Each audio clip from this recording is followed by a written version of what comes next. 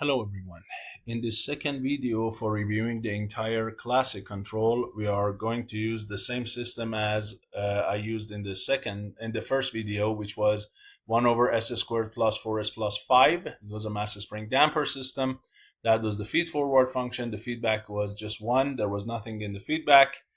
And this was the root locus for it. If you see the closed loop poles, they always have the same sigma value of 2. That means your settling time, which is 4 over this, is always going to be 2 seconds. You cannot change the settling time in this system. The overshoot is 1.2%, and the steady state error was 6 over 7. So now we want to improve the behavior of the system, both transient and steady state. So we want to reduce the settling time from 2 seconds to 1 second. The overshoot is already small. We just want to keep it almost at the same level, a little bit smaller. And we want to drop that 6 over 7, which is something like, for instance, 0.84, 0.85. We want to reduce it to 0.08. So we want to drop the steady state error by a factor of 10 or more. Okay, so when you want to improve the transient response, you need a lead compensator. And when you want to improve the steady state response, you need a lag compensator. So in this case, since you need both, you need a lead lag compensator. And that is what we are going to do. The first step is, of course, to find the location of the desired poles or the dominant poles using these given numbers.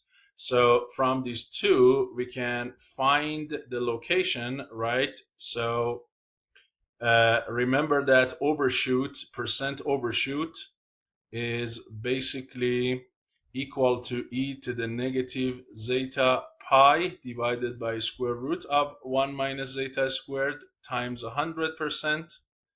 And if this guy for us is just 1%, that means this exponential should be 0.01. If you solve for zeta from here, your zeta is going to be 0.826. And then the settling time with the 2% criterion is 4 over zeta omega n. And if that is 1, that means zeta omega n should be 4. Zeta is already known, so you can solve for omega n here, and the number should be 4.842. And this is radians per second. This has no units, and again, we use that zeta right down here. Okay, now that I have zeta and omega n, I should be able to find the desired locations of the poles. So S12, as you know, is equal to negative zeta omega n plus minus omega d times I, and omega d is omega n square root of 1 minus zeta squared. And if I plug those numbers in, you should be at negative 4 plus and minus I times 2.729. So these are where I want my poles to be. Right now, clearly they are not even shown here because you see my maximum real axis is negative 2.5. But if I could continue this all the way to this side, and this is like 4, then my poles will be somewhere like here and here, huh? So clearly my poles are not on the root locus. And again, adjustment is not going to achieve me these goals. And as I said, we need to use a lead lag compensator, which is of this format. So this portion is like your lead portion. This portion is your lag portion. And as you know, in the lead is closer to a derivative. In other words, the zero of it is more dominant, and dominant means closer to the imaginary axis. So for here, clearly the magnitude of Z1, or the real part of Z1, should be smaller than the real part of P1. So 0 of this is closer to the imaginary axis. For the lag, it's closer to an integrator. So P is dominant, which means P has a smaller magnitude. So that is what we have. and the ratio between these z's and p's in some other textbook, like including the one I use, Ogata, the ratio between these two is called alpha, right? So the magnitude of p1 over z1 over p1 is called alpha, and here the magnitude of z2 over p2 is called beta, where beta is bigger than 1, alpha is less than 1. And this gain is there to satisfy the gain condition for any point on the root locus, which is magnitude of GH equals 1. And in this case, you don't have only G, you have a G plus a compensator. So in this case, your input comes in, it goes to the compensator, G of C, then goes to your G, then goes out, and then you get a feedback of 1, so H is 1, and you subtract. Okay, so this is your system in this case.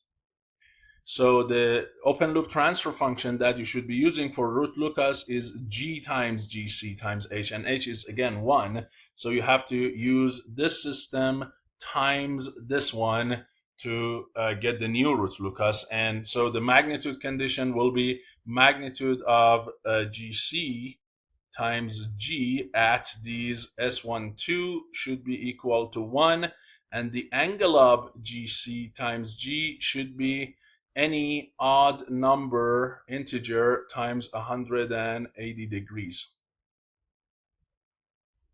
So these two conditions should be satisfied for the new root locus, the root locus of the compensated system. Okay, now that we have those, let's go ahead and design the lag portion and the lead portion. So we have 5 constants to be found, 2 zeros, 2 poles, and a gain. So we have 5 things to find, and clearly we only have 3 desired values. So we should have enough of degrees of freedom to achieve that. Now, if you watch my video on playlist controls about design of lag compensator using root locus, you know that the goal of a lag is to only affect the steady state error and nothing else. Because lag by default is gonna do the opposite of lead. So if the lead here is to make the system faster and a little bit less overshoot, lag does the opposite job. Lag makes the system slower, less stable, and probably more overshoot. But if I keep the effect of lag minimal, then it's not going to affect the transient response much and only affects the steady state response. How does it do that? How can I ensure that the lag portion does not really mess up with transient response? Is that the lag portion alone, which is this portion, I make sure that the magnitude of this portion is almost close to 1, and the angle of this portion is almost close to 0, so that portion does not contribute anything to angle or magnitude, okay?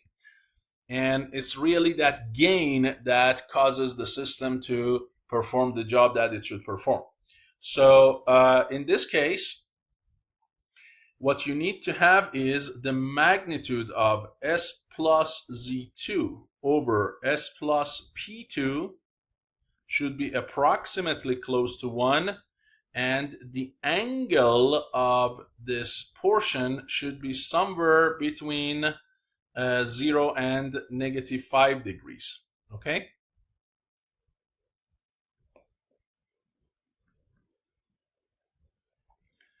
Again, watch the video I have on my channel under playlist control. It says Root Locus design for lag compensator. And you see these 2 conditions. And in order for these to happen, both these Z2 and P2, although one of them is closer, in this case P2 is closer to the origin, but both of them should also be close to origin, right? So let me show you. If this is my new pole in here, right, at -4 plus 2.74i, if both of these Z2 and P2 are very close to each other, so let's say, for instance, this is Z2, this is P2, okay? When these two are very close, then the distances they contribute, so one of them has this distance, one of them has this distance, and the distance they contribute is the distance of the 0 divided by the distance of the pole. So in this case, it's like D1 over D2. Since D1 and D2 are very close to each other, because these 2 points are very close, that means the ratio is almost 1. Of course, it should be a little bit less than 1 because D1 is further away, but very close, like 0.98, 0.99, something like that, if I get these two to be very close to each other. And also their angles, so if this is the angle of the pole, and this is the angle of the zero, and this angle of the zero, I call it theta, the angle of the pole, I call it phi, then the angle, which is theta minus phi, again, because they are almost the same point, these two angles will be very close to each other. Now theta is going to be a little bit less than phi, so it is going to be a little bit negative, but it could be a small negative number. And again, this one, that is D1 over D2, is almost going to be 1.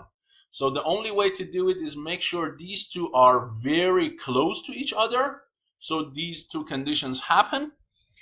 And you might say why they should be close to origin also.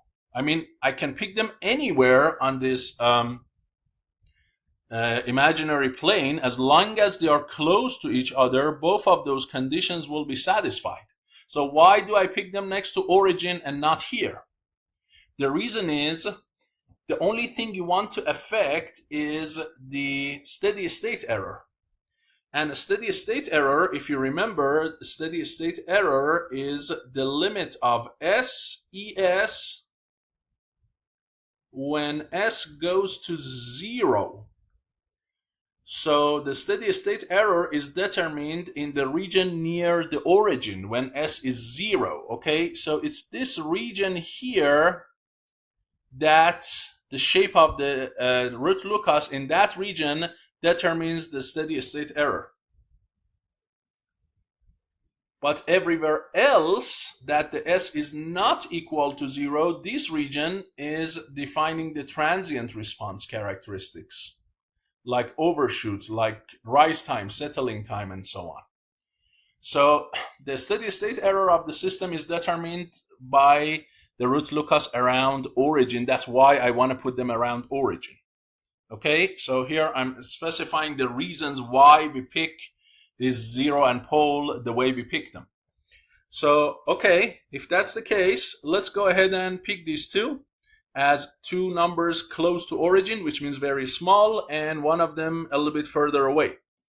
So some of the things that you see in some of the books, for instance, remember that P2 should be closer. So they pick, for instance, this P2 something like 0.002 or 001 or 005, some very small number, and this one may be several times bigger, but still small number. So here I pick a ratio of 10 and put this at 0.02. Although the ratio is still 1 to 10, but both of these numbers are very small and very close to origin. Again, it's not unique. Remember, when you design the lag to choose Z2 and P2, you have infinitely many selections. It's completely up to you as long as those two conditions are satisfied. So let's go ahead and calculate those two conditions, see if they are satisfied or not. So what do we do? As I said, we need to calculate those distances D1 and D2, and also calculate the angles theta and phi. Okay, if that's the case, so what I have is basically my desired pole is here, where this is -4 and this guy is 2.729. This is the imaginary axis. This is the real axis. That is the desired pole. And then these two things that I picked, one of them is here, one of them is here, where this guy is -0.02 and this one here is -0.002. Okay, and I want to find the distances and divide them, find the angles and subtract them and find the result. And for that I can use MATLAB. So here is my MATLAB. And let me open up some space here. There we go. So the first one is S plus, and I use the absolute value command. So for S, I'm going to replace whatever it was, -4 plus 2.729i, that is my S.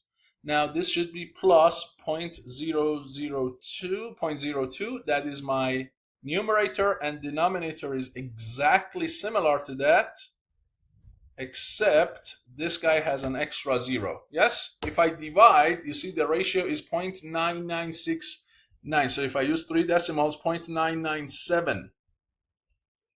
So the number I found is 0.997, very close to 1. You see?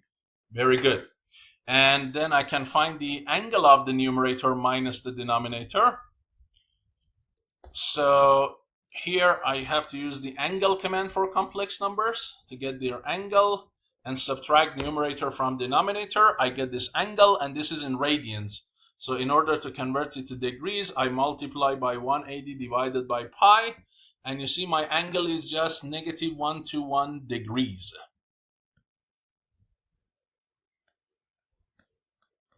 It's less than 1 degree, the whole angle. Less than 0.2 of a degree, actually. So you see both conditions are satisfied. Therefore, these are what I pick for my zero and pole of the lag. They will not change the rest of the root locus significantly because of their magnitude and their angle. So now I need to go about the lead part, Z1 and P1, and finally the gain. How do you pick Z1 and P1? Well, first you need to find how much phase lead you need from the lead compensator to be contributed to the system, so this condition is satisfied. By the way, this condition also has a plus and minus to it, okay? So this condition is like plus and minus 2k plus 1, where k is an integer number, times 180. In other words, your angle could be 180, negative 180, negative 450, positive 450, and so on. Okay? Now, how do I get that? Well, I know two of my poles of the original system are here and here. Where are they? So their location here is at -2, right? They are the roots of g over 1 plus g. They are these guys here. If you find this g over 1 plus g, it is 1 over s squared plus 4s plus 6. And if you solve for the roots of that, the roots are at -2 plus minus a square root 2i. And a square root 2 is 1.414. So this guy here is at 1.414, and this guy here is at -1.414. Okay? So far, from the old system, I have these two guys, and I have these two from the lag. Now I need to find where I put my lead zero and pole so I can get the angle condition satisfied. So I need to find the total angle I have right now in the system. Well, if you know, these two, their total contribution for this desired pole was almost 0. It was like -0.1 degrees. It's not a big deal. So the major contributions come from these two vectors. One of them is this, one of them is this one. I have to find these angles, and since they are both poles, their angles should be negative both, because they are in the denominator. So if I find this angle, call it theta 1, and I find this angle and call it theta 2, right now the angle I have for GCG, right, without the lead portion, without the lead, so that's not the full, let's just call it G, because again, GC, the lag portion of it doesn't do anything. The angle that I have right now at this desired pole, and let me call them desired, so S12 desired, okay? So I call these guys S12 desired, so they are different from these two guys. So I need to find angles theta 1 and 2, and that's not very hard to do, right? Because clearly angle theta 1 is 180 minus this one, and theta 2 is 180 minus this one. Now, what is this angle here? This angle, all you need is to look at this right triangle. And if you look at it, this portion of it is the difference between these two numbers, and this portion of it is just between these two numbers. So theta 1, which is a negative angle, is equal to, again, it's in the denominator, is 180 minus tangent inverse of what? So the vertical distance is the difference between 2.729 and that 1.414, and the y portion of it is the difference between 4 and 2. And then you have a similar angle for this other one.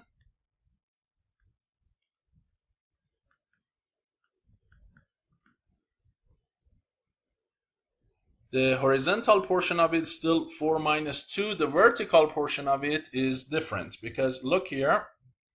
Oh. Let me see if I can clean this portion up. I knew that would happen, but it's okay. So here we go, and here we go. So for this one, this is the right triangle that you have to try. Again, the horizontal portion is 2. The vertical portion is the difference between this 4 and this negative 1. So you have to add them together.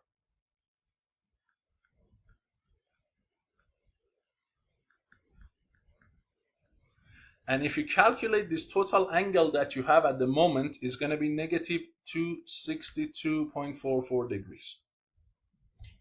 But remember, the angle that you should have is something like this. So this angle should be, the closest angle to this is negative 180. So that angle should be negative 180, not negative 262. In other words, the angle that you get from the lead compensator, the angle that you get from S plus Z1 divided by S plus P1, this angle should be the difference between these two. It's a positive number, so if you add it to this, it becomes this, and clearly it is, as you can see, 82 degrees 0.44. And I call this phi. So phi is the phase contribution of the lead compensator. It's about 82.44 degrees. And here I approximate this because I don't want to go with decimal. So I say approximately this is 82 degrees. So this lead compensator should contribute 82 degrees to the system to satisfy the angle condition. So now that's the case. Where do I put Z1? Where do I put P1? So I get an angle of 82 degrees. And if you watch my video on the controls playlist for a lead compensator design in Root Locus, you see that it has a simple basically graphical solution, and the solution is like this. It says, if this is your desired location of the pole, point P, the way to find the zero and pole of the lead compensator is this. Go ahead and draw a horizontal line from point P. Also, go ahead and connect point P to the origin like this. Find this angle and break it into two parts, and draw the bisector, and then it is going to intersect here. So if this is A, then it is going to go with this line PB, where B is this intersection, and these two angles are going to be equal to each other. Okay, so first, how much is this big angle? For that, I can find this angle first, which is arctangent of 2.729 over 4. And if you calculate that angle, that is 34 degrees. So this 34 degrees is tangent inverse of 2.729 divided by 4 in this right triangle. Okay, so that is what that is, that angle 34 degrees. Therefore, the rest of it should be 180 minus 34, which is 146. Divide 146 by 2. Each one of them should be 73 degrees. So far, this is what you have. Then what? Then it says, break this angle phi into two pieces So you're going to get 41 degrees each, and put that 41 degree on both sides of this line PB. So one line goes this way, one line goes this way, where each one of these angles is 41 degrees. Phi over 2 and phi over 2. Wherever these two other lines intersect the real axis, so if you want to call them C and D, remember in the lead compensator, the 0 is closer to the origin. So point D is going to be 0 of the lead compensator. Point C is going to be the pole of the compensator. So this is basically P1. This is Z1. Okay, so that is the graphical way to do it. And it's not very hard to do because here I have all of the angles and I also have the distance from P to B, right? The distance from point P to B is a known distance. Why? First of all, where is B in the first place? Let's first find B so we can do the rest of it. Where is point B? Is there any way I can find point B? The answer is yes. It's not really that hard. Why? If I draw a vertical from this B all the way normal to AP and look at this triangle APB, or this intersection point, if I call it MPB, this angle here, this angle MPB, that is 73 degrees. And then this height is 2.729. So from there, I should be able to find this distance from M to P, right? That distance is clearly going to be 2.729 divided by tangent of 73 degrees, which if I do that, the answer is 0.834. Therefore, point B or M is 0.834 to the left of P, and P was already at -4. So point B, the coordinate of B is -4.834. Okay, so I have coordinate B. Now when I have B, which is at that point and 0 imaginary, and P is at those two numbers, I can find distance PB by a square root. And if you do that, the distance PB, it is going to be 2.854.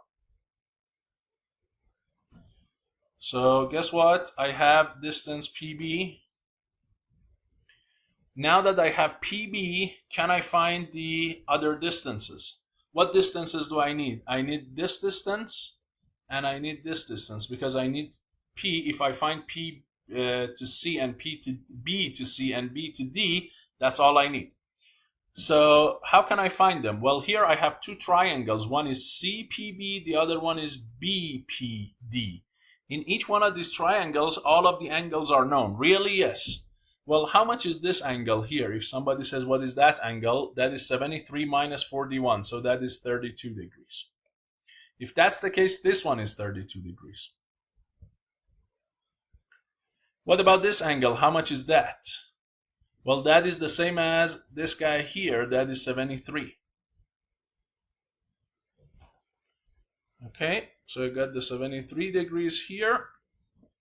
That is 41. So you can get this angle here. That angle is going to be 66 degrees. And then this angle is, of course, 107 degrees. So you see now I have all three angles, 41, 32, 107, 41, 73, 66. I have all of the angles. So I can use the laws of sine, and laws of sine says that in this triangle BPD, I can say that the distance PB over sine of angle in front of it. What is the angle in front of it? 66. This is equal to the distance BD, which I don't know and I want to find, over sine of angle in front of that, which is 41 degrees. And this distance is known, so all I need is a cross multiplication to get BD. So if I do that, distance BD is going to be calculated as, let's see, based on the numbers I calculated, it is 2.05. And if that's the case, that means D is 2.05 units to the right of this number here. So all you need is to subtract that from this, or in this case, add it to that, and you can get the location of Z1. Z1 is going to be negative 2.784. There we go. So you could find the zero of this lead compensator, and then you go to the other triangle, which in this case is CPB. And again, the distance PB over sine of angle in front of it, which in this case is 32.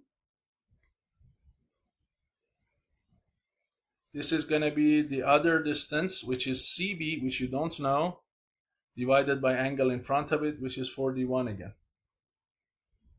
And again, the distance unknown is CB. If you solve for it, it is going to be 3,533. So B is 3.5 units to the left of that negative 4. Therefore, your location P1 is going to be negative 8.367. There we go.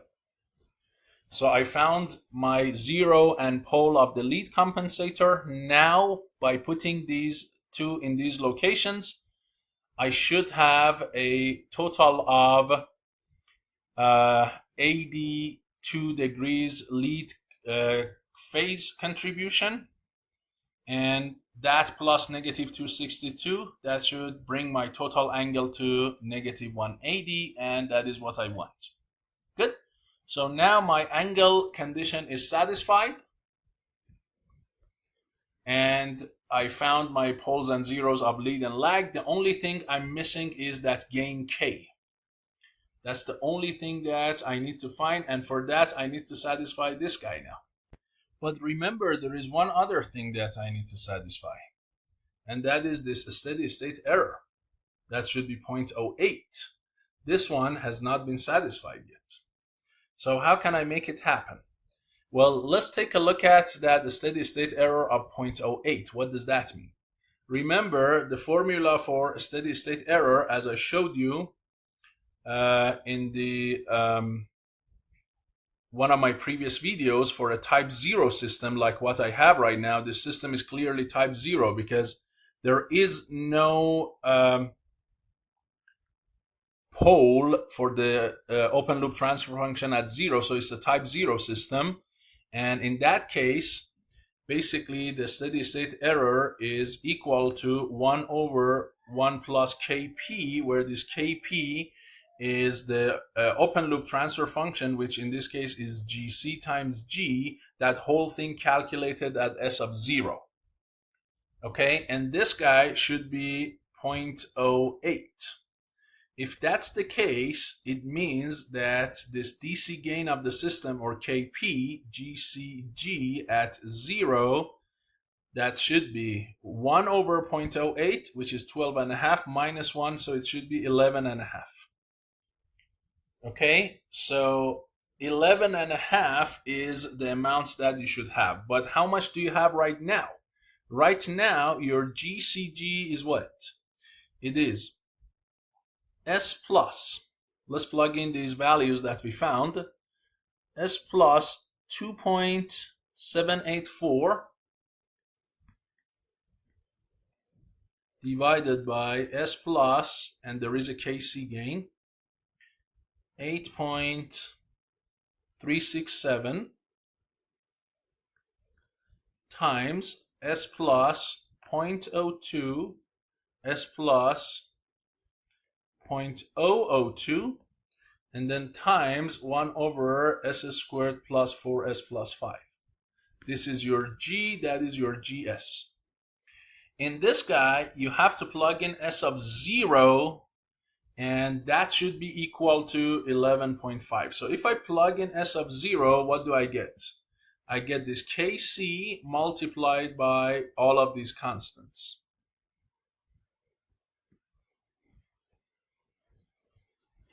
right?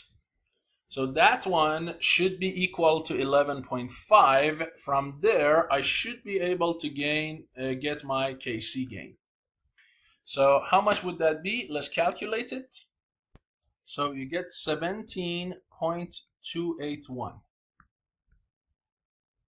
If you provide that gain, now your steady state error will also be exactly that 0.08.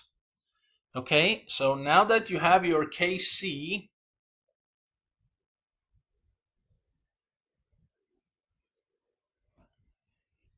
basically your system satisfied all three conditions. Now we have to come back and look at this one. Is this one now also satisfied? Because remember, at the desired location, which is these guys, the phase of your open loop should be negative 180, which in this case we checked it, it is. What about this one? Would the magnitude of the system at this pole, will that be equal to 1?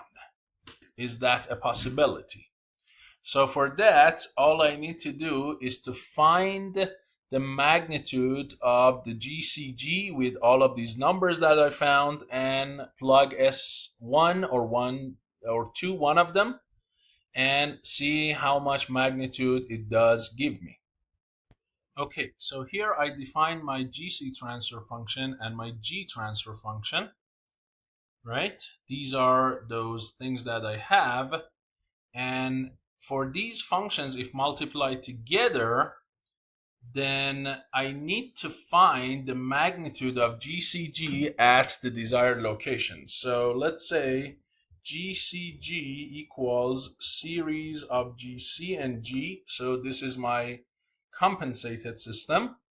And in this system, wherever I have S, I want to plug in negative 4 plus 2.729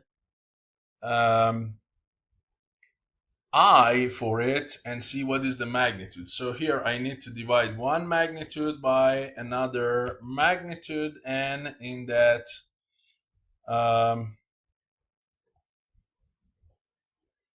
one here, this is what I need to do, correct?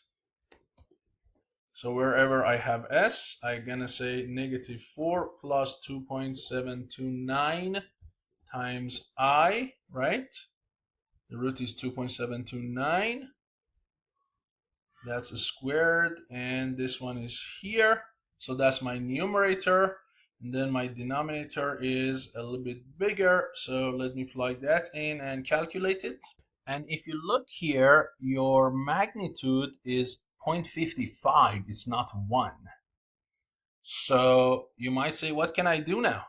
Can I go back and change my Kc and make it like 2 times bigger, or a little bit less than 2 times bigger, 1 over 0.55? No, because if you do that, guess what? Now the magnitude of your Kp is going to change. So you cannot do that, okay? So that is not possible. But you might say, can I change the can I keep the magnitude of Kp fixed, but or increase this Kc but not change Kp? Is that a possibility? Well, let's see how Kp was calculated. If you remember, the way that I calculated Kp was by going through all of these numbers, correct? So Kp in this system is GCG at 0, so it is Kc times 2.784 divided by 8.367 times 0.02 divided by 0.002 and 1 over 5. This is your Kp, and you don't want to change this. You do not want to change this, okay? So you want to keep this fixed.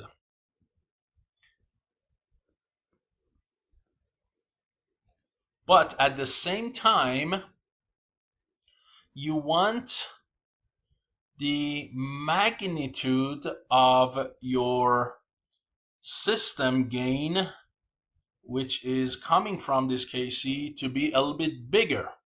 Because look here, this is 17.28. If I made this 17.28 a little bit bigger, how much bigger? 1 divided by this number. Let's see how much is that one. 1 divided by answer. If I made it 1.88182 times bigger, that number, then my magnitude would have been perfectly 1. Look, this is the same thing that I calculated last time, and I multiplied by that ratio that I found, and you see the answer is 1. So basically, if I want to explain it, I need to make my gain Kc 1.8 times bigger, okay? That number here should be 1.8 times bigger to satisfy my angle condition for the Root Locus, for my magnitude condition for Root Locus. I have to multiply it by this number, okay? That's for sure. Otherwise, I won't get my Root Locus to pass through my desired poles. But I should not change this Kp. And remember how I found Kp. Kp should be Kc times all of this. So now my new Kp is going to be basically 1.8 times Kc times all of that. And that should not change. Why shouldn't it change? Because if Kp changes, then my steady state error will change. And I don't want my steady state error to change. Okay? Now you might say, well, if you make your gain bigger, what's going to happen? If you make your gain bigger and not change anything else, what's going to happen? Your Kp is going to get bigger. That means your steady state error is going to be smaller than 0.08, which is a good thing. But here, I want to exactly keep it at 0.08. I just want to tell you whether you can do that or not. Yes, again, getting a bigger Kc or a bigger total Kp gain will reduce it further down from 0.08, which is always desirable. But what if I don't want to do that?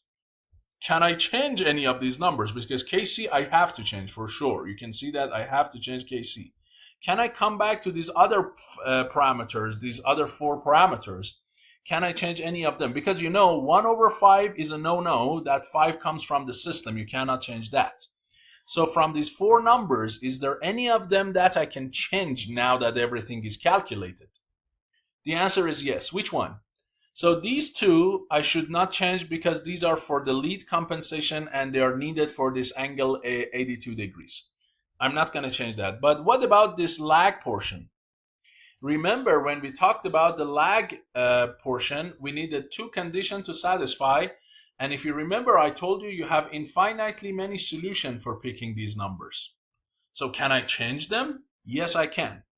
Actually, I can keep one of them fixed and change just one of the other ones. For instance, I keep this 0.02 fixed. Say I don't want to change that.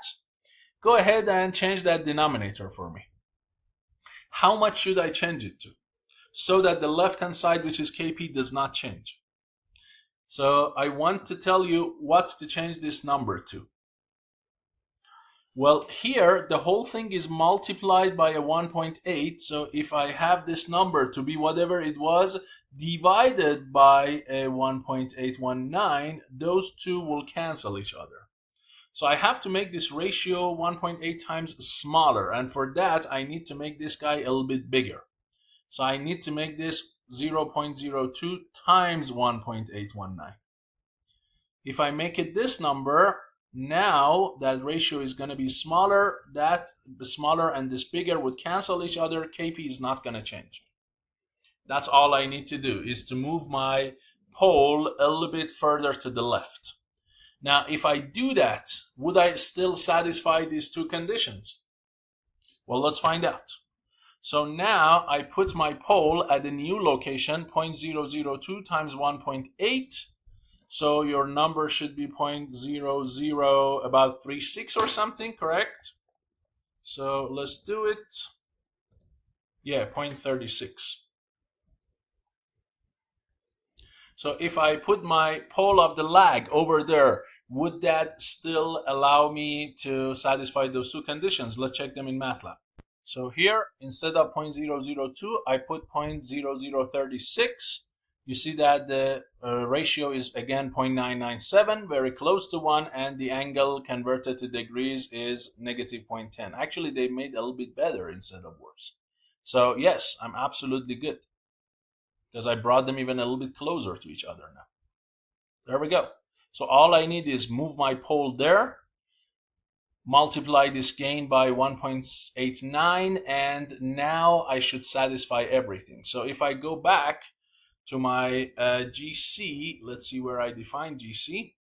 So GC was this, and now I just need to change that number to 0.0036 and multiply that 17 by 1.819. So this is going to be my GC now, okay? And then I define a series of G and GC. So this is the compensated system, and then I define our locus for GCG. Okay, so this is the root locus for GCG. And you see, this is that pole of the lead, this is the zero of the lead, and these are the pole and zero of the lag, right? So let me zoom for you. There we go. You see them very close to each other, close to origin. So now, do I have any pole at the desired location? So let's go to the point at -4 or somewhere close to that. Yeah, almost. It's not perfect. You see, it's at -4 plus 2.2 instead of, how much was it? Let's look at our desired location. It's at 2.7, not 2 point, wait, sorry. 2.7, yeah, it's at 2.7. So the reason we don't get it perfectly like that is because of all the roundings that we have done, but you can see it's somewhere here. So if you want 2.7, your number is about negative 4.3 as opposed to 4, which gives you even a smaller settling time. Right? So your settling time is now, if you put it here, your settling time is less than 1 second. Your overshoot is clearly less than 1%, is about 0.6%. And so you can say that my conditions are satisfied. Okay? So again, it's not going to be perfect because of all the roundings that we have done, some of the angles that we neglected and so on. So and you might say, will that really have an effect? Yes, because this here, if this angle from 41 degree become 42 degrees or 40 degrees, because that's a big distance, it can easily shift this from 8 point whatever it was, 8.3 to maybe 8.6 or 8.7, and that is enough to shift the root locus. So that is the first part that I did for you. Now for the same system that we had, we're going to go for the second part of this video. We're going to do some frequency domain analysis. We're going to do the Bode plot of this. We're going to do the Nyquist plot of the uncompensated system, find the gain and phase crossover frequencies, phase margin, gain margin, bandwidth of the system, and the static position error constant. So the system that we are going to be dealing with has basically this one here. So we are going to pick that, and for this system we are going to do frequency analysis, and that is the second part of this video. So the first part that you need to do here is the Bode plot, and Bode plot is the plot of magnitude and phase of the transfer function versus frequency. So for that, you need to replace wherever you see s in the g of s, you replace it with j omega, right? So you calculate g of j omega, which is a complex number, and in this case it's going to be 1 over basically j omega squared plus 4 times j omega plus 5. And if you want here in the denominator, this is going to be negative omega squared, and if you simplify it, it is going to be 1 over. The real part is going to be 5 minus omega squared, and the imaginary part is going to be 4 omega times j. Now, of course, this one has a magnitude and it has a phase. So the magnitude of g is going to be 1 over square root of the 5 minus omega squared, the whole thing squared, plus 4 omega, the whole thing squared. And the phase of G is going to be the angle of numerator, which is a constant, is 0, minus angle of the denominator, which is tangent inverse of the imaginary part, which is 4 omega, over the real part, which is 5 minus omega squared. So these are the magnitude and the phase, and now you can plot them versus omega. Now in the Bode plot, you don't plot the magnitude directly. You take a log 10 of this magnitude and multiply by a 20, okay? So you get it in decibels. And of course, here, if we plot that, right, if here I just plot the magnitude and then I discuss what happens to the log 10 of that. So if I plot magnitude versus omega, when omega is 0, you clearly see that this is going to be 5 squared under square root, so you get 1 over 5. Okay, that's your DC gain, where omega is 0. And that's why we call it DC gain, by the way. Why do we call 1 over 5 in this system that Kp, which is G of 0, we call it the DC gain? Because that happens, that's the magnitude of the transfer function when omega of the system is 0. And omega of 0 means the input or the output of the system do not basically oscillate. Their frequency is 0, so we can call them a DC, or like a direct, something like a direct current and alternative current. So direct current is constant, no frequency. That's why we call it DC gain. So it's 1/5. Now when omega gets bigger, this whole thing goes to 0. So it is gonna basically go to 0, and then in between something happens, okay? So this function will not exactly gonna go down all the way. I mean, when omega changes, and in this system the natural frequency is the square root 5, so around the square root 5 you can have a damping, a peak in the system if the damping ratio is less than 0.707, but if you go and look back at the damping in this system is bigger than 0.707. Therefore, you will not have any resonance in this system, okay? So remember, the damping in this system is bigger than 1 over square root 2. That means no resonance. So it is not going to basically go up and then go down. So you expect that it is kind of go something like this. And then if you look at the phase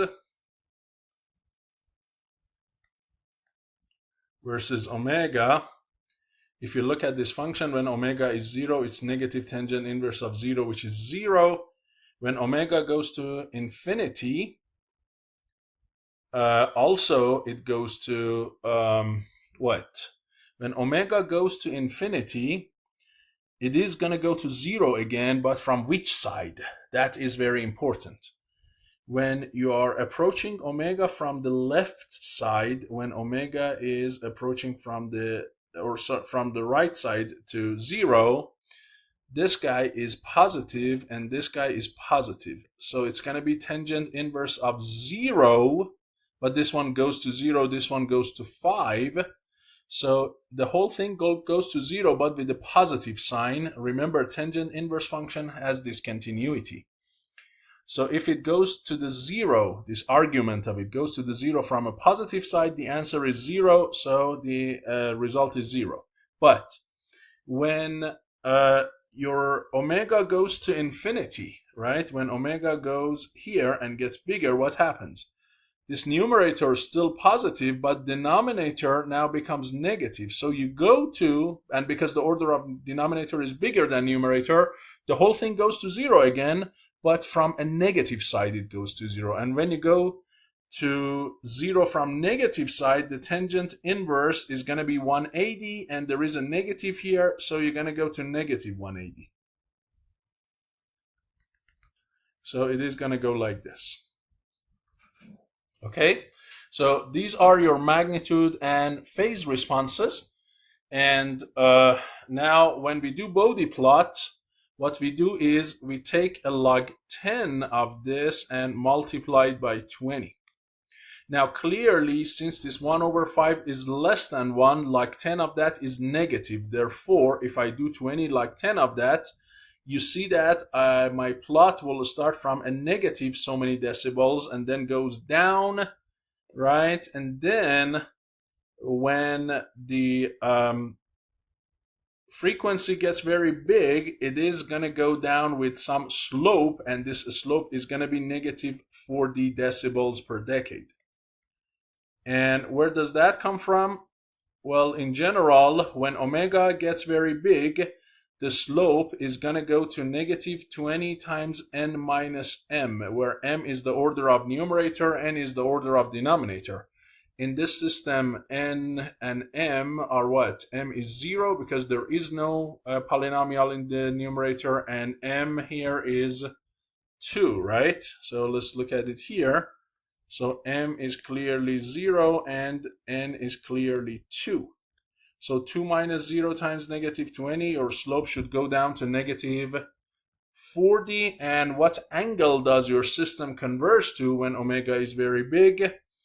This is going to be negative 90 degrees times n minus m. And again, n minus m is 2 times negative 90. You're converging to negative 180. So if I do the Bode plot before I even use MATLAB and plot the Bode plot, that is the kind of response that I expect to get. So let's go ahead and do it. So this is my transfer function g, and I simply use the command Bode of g, and that should give me the Bode plot. So let's see if we get what we expected, and you see the answer is yes. Look, your angle starts from 0, goes down to negative 180 as the frequency gets bigger, and then your your magnitude starts from a negative number, as I said, and then goes down, and here it has a line, and the slope of this line is negative 40 decibels per decade. If you want to see that here, you can focus on 1 decade, which is like from 10 to 1, 10 to the 2, so a frequency to 10 times the frequency. And look at this range. And if you want, you can see that here at 10 to the 2, the value is almost something like negative 80, while here at I guess I have to shift it a little bit. Let me see if I can shift it. Bring it to 10 to the 1. There we go. So now at, let me see if I can shift this one.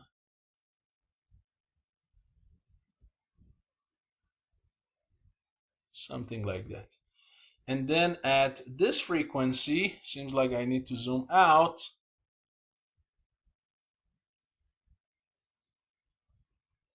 At this one, it is a little bit more, but again, let me tell you why you don't get exactly negative 40. So here you have something like this, and here you have something like this.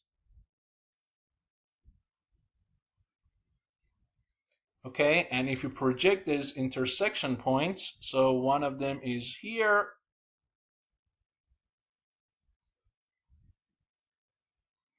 and the other one is here.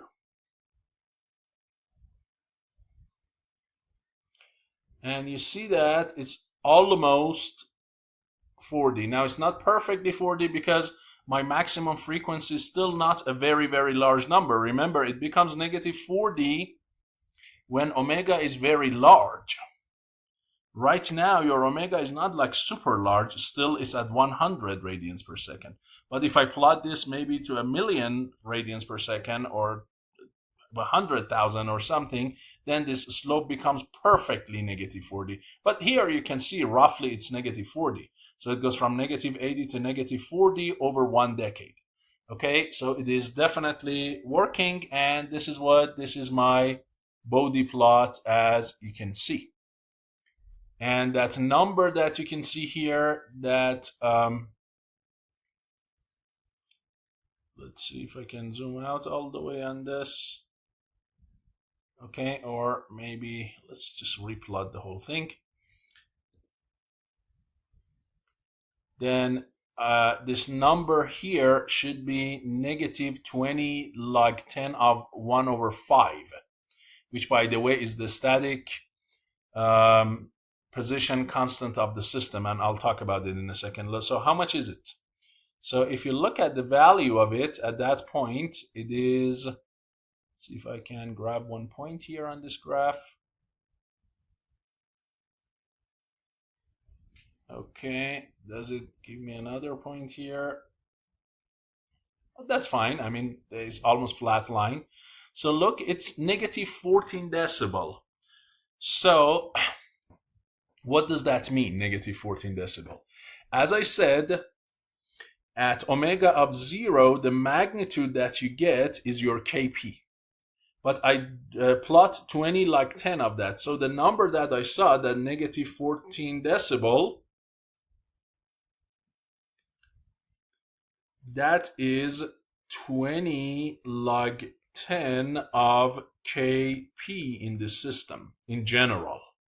So how much is Kp? All I need is to divide both sides by a 20 and raise 10 to that power. So it is going to be 10 to the power negative 14 over 20. Okay, so let's get this number, and that should be your static position constant, which is 1 over 5. So let's get that number. So 10 to the power negative 14 over 20, and there we go. Look, this number is very, very accurately to 3 decimals or 4 decimals. This is 1 over 5. You see? So this is going to be what? 0.2. And that is exactly what I have, 1 over 5. Okay? So clearly, if I look at the magnitude of the Bode plot, this intersection point here will give me Kp. It also gives me another thing. What else can I read off of this system?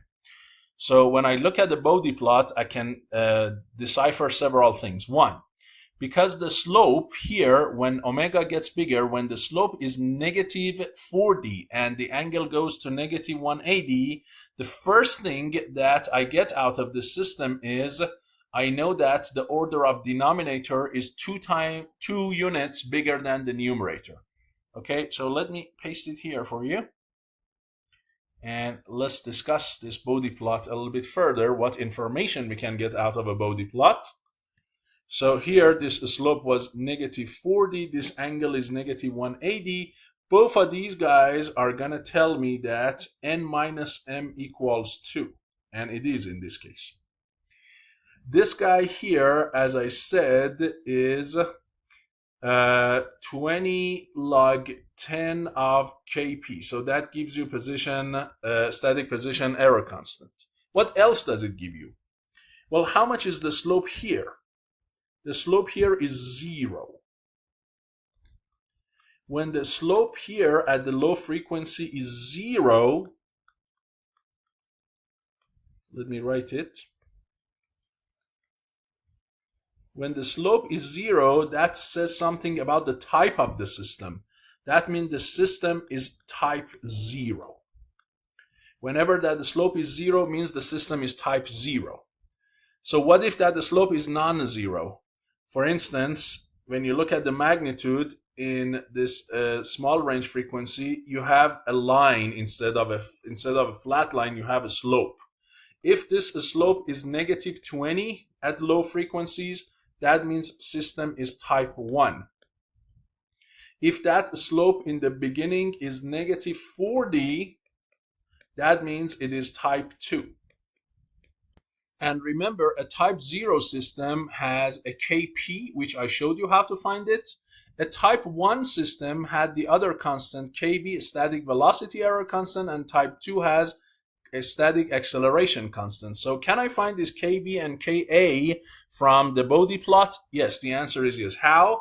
So this is what you need to do for those systems. So if this is the beginning of the curve, right, and then for instance it goes something like that, Then at omega equal 1, okay, at omega equal 1, then, so in this case it's here, at that omega of 1, let me so continue that same slope here and then go down any further. So at omega of 1, well, actually maybe before that it already started going down, something like this. So you project omega of 1 and you project the initial slope wherever they intersect each other. So this is at omega of 1.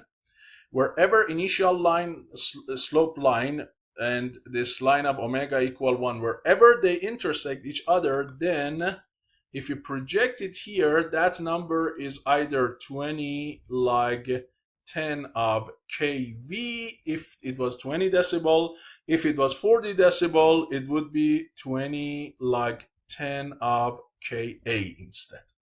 Okay, so this is finding the static position, velocity, or acceleration constants also from the Bode plot, and to tell whether the system is type 1, type 2, type 3, what to extract about the order of the system, or at least the difference between the order of numerator and denominator, right? Is there anything else I can get out of the system? Again, yes. What else? What is the omega n? Can I find omega n out of this system? So omega n is where the asymptote of the initial slope and the asymptote of the final line would intersect. So if I draw the initial asymptote and final asymptote, wherever they intersect, that frequency is omega n. And in this case, remember, this guy is 10 to the 0, so this line here is 1. This one here is 2. This one here is 3. So your omega n is somewhere between 2 and 3, and you know that's a square root 5, which is between 2 and 3. Okay, so you can get, by looking at that corner frequency is what we call, we can also get omega n. So you see how much information you can just get out of a Bode plot. And you might say, well, I already have the transfer function. Why do I need to get this information from the Bode plot? I can look at this system and say, hey, this is order 2. This is type 0 because it doesn't have any pole at the origin, right? And then I can predict any other thing. Yes, but sometimes you do not have this transfer function. You cannot easily model the system, but for even an unknown system with an unknown model or unknown parameter, there are always methods to find the Bode plot experimentally. So you give the system inputs with different frequencies, you measure the output, you divide the magnitude of output by input, you get the magnitude of transfer function, then you compare the phase of the output and the phase of the input, and you get the phase. So you can determine this Bode plot also experimentally without knowing much about the system. So its system could be a black box. And you give it some sine omega t times a, and you get some output like y times sine of omega t minus phi, and the ratio of y over a, because this output is really a times magnitude g, and this phase is a phase of g. Then by comparing output and input, you can experimentally get this Bode plot, and then from there you can get lots of information.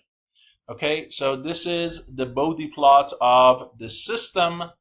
And also from this Bode plot, so I showed you the Bode plot, I showed you static error constant. There are a bunch of other things that you can get out of this system. What are they? First of all, there is no, if you just saw that, this system has no resonance. If zeta was less than 1 over square root 2, as I said, your plot will be something like this. You will see a resonance, you will see a peak. In this case, you don't have it. So that is another thing that can tell you that the damping ratio in this system is bigger than 0.707. And it was, as you know. Okay, so the fact that you don't have a resonance, that's another piece of information. So now there are other things you can get from the system.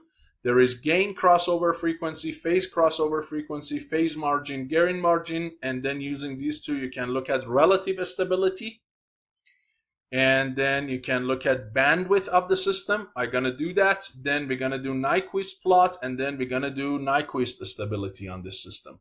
So my goal is to review as much material as possible in this example for you. And then the next two examples, which are compensator design in frequency domain and PID, I would leave for a third video. I thought I can finish it in 2 videos. Seems like not. I need to go for 3 videos. So let's get to those gain and phase margin. What are they? So what is phase margin? What is gain margin? Let's take a look at those and see what kind of information I can get. And what are those crossover frequencies? So the phase margin and the gain crossover frequency, what are they? So gain crossover means wherever your gain becomes 0, okay? So if you have a system for which the gain is 0, the frequency at which the gain, the plot of the gain or the magnitude crosses value of 0, that frequency is called the gain crossover frequency, and the phase of the system, okay, plus 180 gives you the phase margin. Now this system clearly does not have a gain crossover frequency. Okay, there is no gain crossover frequency. So what does that mean? If there is no gain crossover frequency. I mean, again, look, if I go back to this plot, look here, if my magnitude plot was a little bit different, and I can show you an example of that right now. If my magnitude plot was, for instance, something like this. So here I also, this guy goes up to like positive 10. And my magnitude plot would be something like this. This location where your magnitude curve, sorry, let me do this a little bit better. It's very hard to write on computer. So this frequency where your magnitude crosses 0, that is called gain crossover frequency. And then you go to the phase plot now. So let me change also this phase plot a little bit. So let's say the phase plot is something like this. Then at that frequency, you go ahead and read the phase of the system, whatever that phase is, and then you add 180 to it. So let's say in this case is, for instance, negative 80 degrees. Then the gain margin, gamma, is equal to 180 plus the phase of the system at omega of gain crossover frequency, which in this case is negative 80. So you're going to get positive 100 degrees gain margin. And that is, if this number is positive, that means the system is stable. And the bigger it is, means the system has a bigger relative stability. So that is gain crossover, and that is the phase margin. On the other hand, we have a phase crossover and a gain margin. What are those? So in this case, this angle should pass 180, negative 180, okay? So your angle should pass negative 180. So let's say your phase is something like this, for instance, and you continue this further. So here you have like negative 225, and then here you have negative 270, and so on and so forth. So what is that? Here at frequency where the phase of the system becomes negative 180, that frequency is called phase crossover frequency, because you pass this critical line. There are two critical lines, omega of 0 and phase of 180. When you pass that, that is called the phase crossover, and there you're going to go, and at that frequency you're going to read the magnitude of the system. So let's say here is like negative 56 or something. And then what? Basically, the negative of that number is your gain margin. So the gain margin is negative of magnitude of the system in decibels at frequency of phase crossover. So if this guy is negative 56, that is going to be positive 56 decibels. Again, positive means the system is stable, and the bigger this number is, the more stable the system is, or the higher the relative stability of the system is. So these are gain margin and phase margin, okay? If you have such plots. Now in this system, you don't have such plots.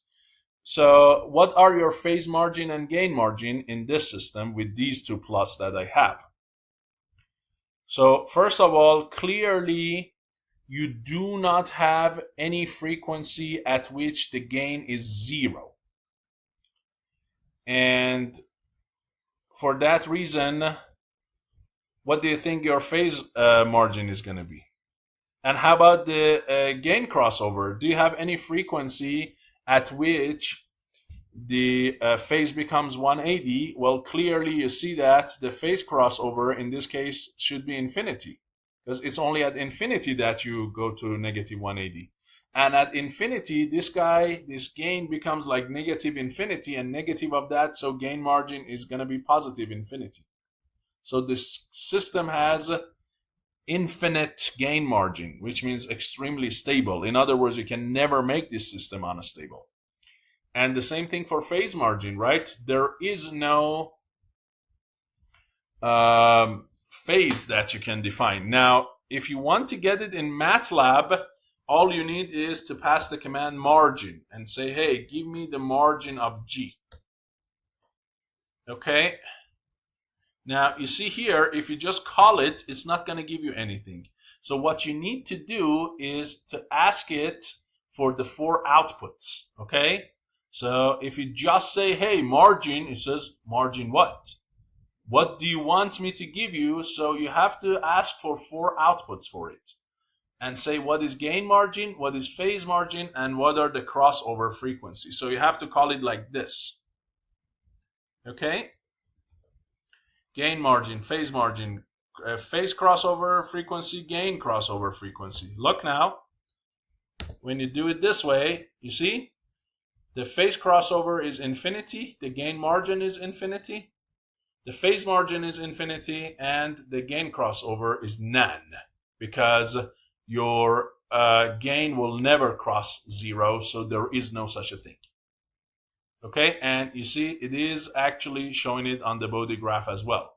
You have infinite gain margin and phase margin. This system is extremely stable. Okay, now if you go ahead and add something to the system, it's going to be different. So all I can do is go back to the G and define it a little bit differently. So I add 1 pole at origin here. So remember, it was 1, 4, 5. I make it 1, 4, 5, and 0. So what I have done here is, for this G that I have, let me find it, this G, all I do to this G is I add an extra pole here. So I make it like this. Okay, so what's going to happen? So if I define G like that, and now say, give me the Bode plot of G, let's take a look first. There we go. You see now your gain definitely crosses 0 and your phase definitely crosses 180. So now, guess what? I can get my crossover frequencies and the magnitude. So where is my cross? So here we go. This is where it is crossing.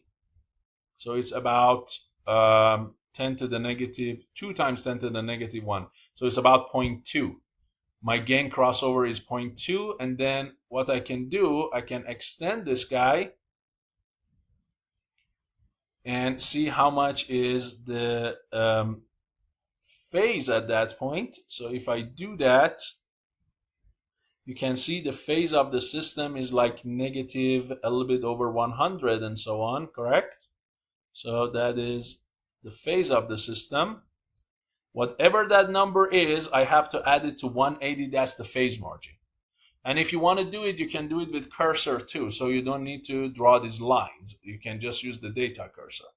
So here we go. Let me use the data cursor and show you that you can do it this way if you want to read numbers. So go to where that decibel is 0. There we go. It's somewhere between these two frequencies, between 0.18 and 0.21. As I said, about 0.2 is roughly your crossover. Now at 0.2, you want to read your phase. So it's somewhere between these two, negative 98 and negative 99 or 100.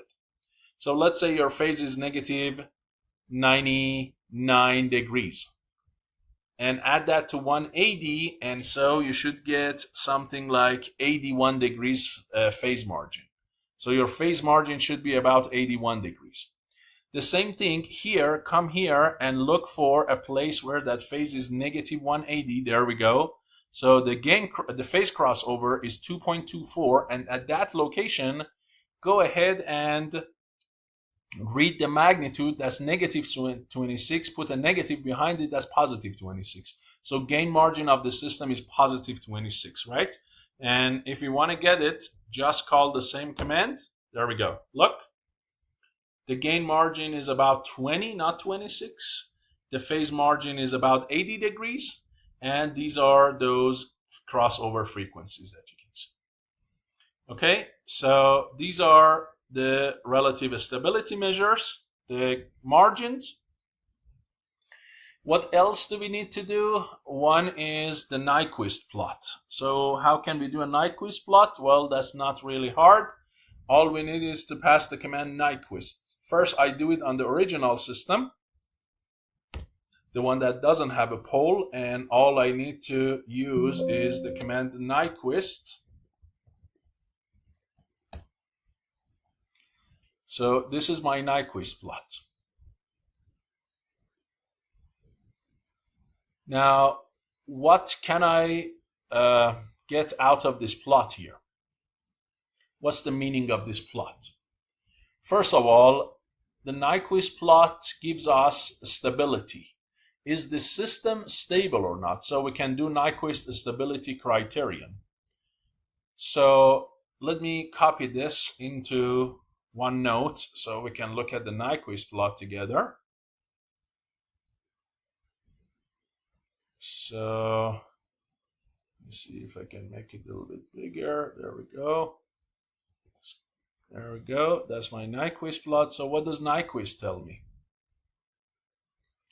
Well, in Nyquist plot, a point that your Nyquist plot, which is the complex plot of your G, so remember your G is G of j omega, it's a complex number. And this complex number has a real part and it has an imaginary part. And this is exactly that. This is your real axis, this is the imaginary. So this is the imaginary part of G, this is the real part of G, and you plot them versus each other. So you get this, what we call the polar plot, or we call it the Nyquist plot. So polar or Nyquist. Now in Nyquist plot, there is a dangerous point that you should never encircle. What is that dangerous point?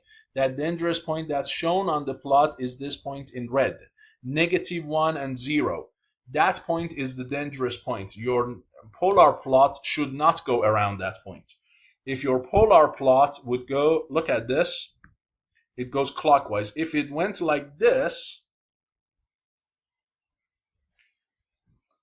now it has encircled this dangerous point one time. But right now, you see that point is completely outside this polar plot. Therefore, in this case, the number of times that you went clockwise around the dangerous point, n equals 0. You have not encircled this point, okay? Then you have P. P is the number of poles of GH, here just G, in the right half plane. Now, you know that for G, in this case, both of the poles are on the left-hand side. So there is no pole on the right-hand side, so P also equals 0, the number of poles of G in the right-hand side. The polar plot does not encircle the dangerous point, -1 and 0i, anytime clockwise. And from the Nyquist Stability Criterion, the number of closed loop pole, this is open loop pole, the number of closed loop pole, which is G over 1 plus G, the number of closed loop hole in the right hand side here where it could be dangerous, the number of poles in that region are equal to n plus p, which in this case is 0 plus 0 is 0, and 0 means the system is stable.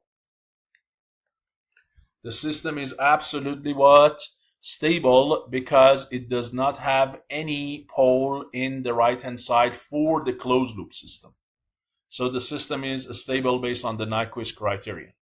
Now, if I change it to this other function that had one pole at 0, so I go back to this and do a Nyquist for this one. Let's take a look at this.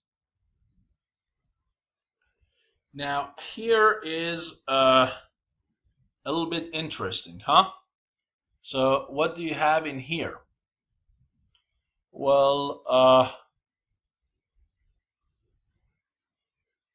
here you have some small curve in this area, and the curve is not closed, it's open, okay? The reason that this curve is open because your G now has one pole at origin, so this is only showing a portion of the curve, not all of the curve.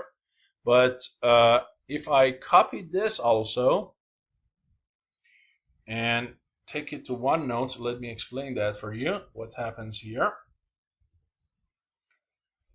So when there is a pole in G or GH at 0, this curve is going to be open, but you can complete it by doing a big circle like this. And remember, here in the middle, you have a small loop, right? Look at it, it's something like this. But again, it's not really important because your critical point is here.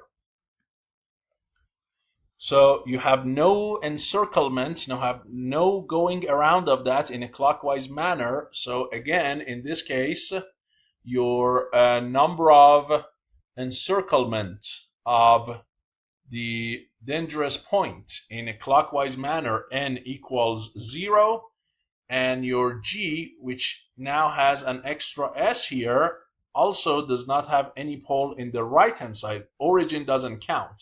So P is also 0. Again, Z equals n plus P. It is again 0. That means your system again is stable, even with that extra pole at origin. Okay? And we saw that this system was stable. If you looked at it, our phase margin and gain margin for this system, they were all positive numbers. Remember? Look. They are positive numbers, so this system is stable and relatively good stable because your phase margin is a big number. Typically above 60 degrees is a very good stability, or above 50, and that means also a fast system. So this is Nyquist stability, okay? Now, is there anything else that the Nyquist plot can tell me? And the answer is yes. It can tell me a few other things. What are they? So let me tell you that one. So can I say anything about the order or type of this system based on the Nyquist plot? The answer is yes. What is it? So this is how it approaches point 0 and 0. If it approaches this point like this, either this way or this way, if it approaches any of that, that is an indication that the difference between n and m equals 2. And in this case, that's exactly it is. If on the other hand, the way that it is approaching this point is like this, for instance, it goes something like this.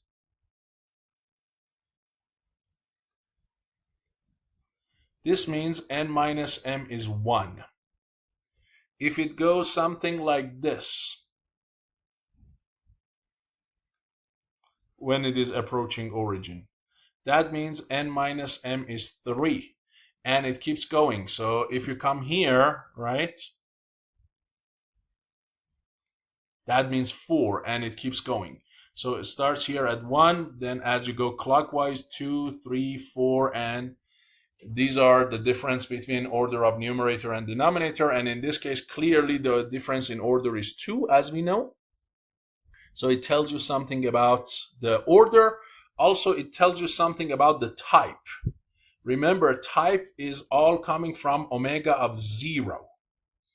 So you have to look when omega is 0, which is the beginning of the curve, what happens? Because these curves start at omega of 0, end at omega of infinity. And by the way, a Nyquist plot is typically half of this, but you mirror that. So your real Nyquist plot of the curve is this only. It's just this guy. This is the mirror image of that. This is the g of negative j omega. So you start here when omega is 0, and you go to that point where omega goes to infinity. And if you look, when omega is 0, your value is a constant number, real number, non-zero.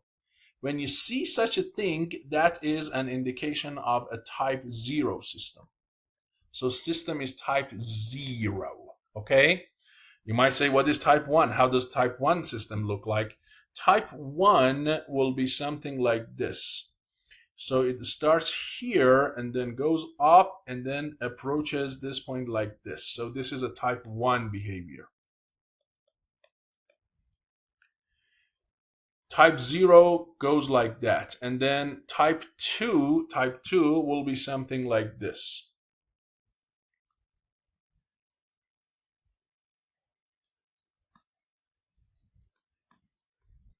So looking at the Nyquist plot also will tell you what type. So clearly in this system, n minus m is 2 and is type 0 and it's absolutely stable. Okay, so you see your Nyquist plot can tell you a lot also about the stability of the system, but absolute stability. Gain margin, phase margin, and so on, they tell you about relative stability. Okay, so we have seen all of this. You can also do a Nichols plot, which is just magnitude versus phase, where the frequency is hidden, which is not super useful here. And the last thing I want to talk about is the bandwidth of the system. What is the bandwidth? So bandwidth, you can look at the magnitude plot.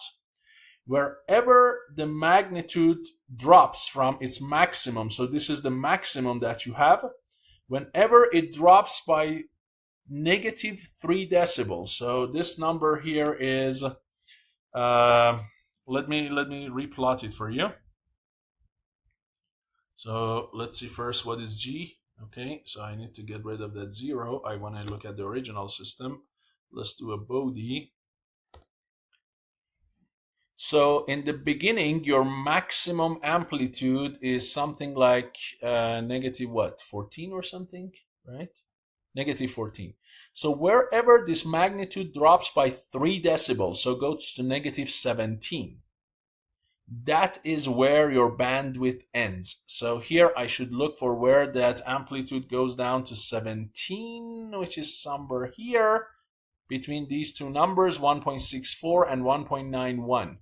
Between those two numbers is where my magnitude dropped by 3 decibels. Why 3 decibels? 3 decibel in magnitude, negative 3 decibel, means your magnitude dropped from max of G to max of G over square root 2. What does that mean? It means the energy of the signal went from maximum energy, because energy is proportional to magnitude squared, means the energy dropped to 50% of the max. So the bandwidth is defined as the range over which the energy of the signal is above 50%. So here at this frequency, it has dropped by 3 decibels. So it went from negative 14 to negative 17. So this range of frequency from this number to this number, this whole range is called the bandwidth. This is where the energy of the signal is still above 50%. That is the bandwidth of the system. And you can use the bandwidth command in MATLAB to do that. So you say, what is the bandwidth of G? And there we go, 1.68. And I guess that's the number that I read for you, right? Look here. That is between 191 and 164, and is closer to 164 because 16.8 is closer to 17. And that is the number, you see? So here, that is the bandwidth of the system, okay? So here we determine the bandwidth of the system as well. And I guess I have gone through most of the frequency analysis of the system for you.